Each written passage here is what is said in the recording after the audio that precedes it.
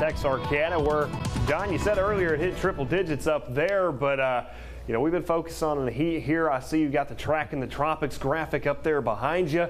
What's going on down in the Gulf? Well, not much, but it's something besides the heat to talk about.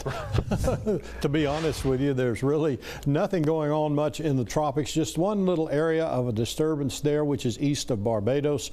It's only got a 10% chance of developing within the next 7 days, so that's not really of much concern unless you're heading for Barbados, I guess, on a vacation. You could have some rainmakers come through that area. But other than that, there's really not a whole lot going on in the tropics. Of course, we're still in the young hurricane season that started on the 1st of June. Satellite and radar shows we do have heat advisories, and that's the thing we've been talking about recently and we'll continue to talk about as we go through the rest of this week.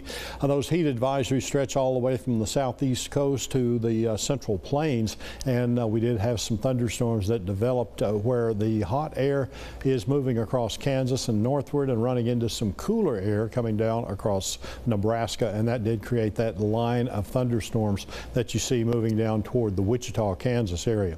Heat alerts do include our area, the eastern half of our counties, Cass County, Marion, Harrison, Panola, Shelby, St. Augustine, Sabine, Angelina, Nacogdoches, Rusk, and Gregg. I think I got them all. Those are the ones that are included in the heat advisory. That goes until 8 o'clock tomorrow evening and might be extended past that, possibly even into Thursday, as we don't expect to see these temperatures do anything but either stay where they are or maybe go up a degree or two over the next couple of days. But there is a little relief in sight over the weekend, especially in Deep East Texas, where we'll have a chance of some showers showing up then. Heat index with the heat alert going to run between 105 to 109 degrees. That could go higher by Wednesday, and if not then, maybe by Thursday, into the 110 to 113 or 114 degree range. That's how hot it would feel outside with the combination of the temperature and the humidity.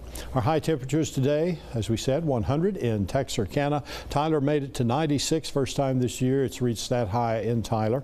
Longview at 94, Nacogdoches had a high of 94, and Lufkin showed 95 this afternoon. Right now, our temperatures have cooled down into the 80s. They'll continue to go on down into the 70s during the overnight.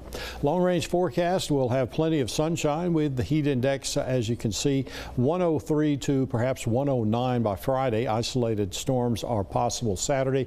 That's just a 10% chance in the northern part of our area, but it's a chance. And then as we look at Deep East Texas, the chances will be better. The fringe of that upper level high pressure system that is in control of our weather should weaken just a bit over Deep East Texas, so scattered storms are a little more possible then. And if you get those, that's going to knock the temperatures down just a bit. You can check that forecast anytime. It's at fox51.com.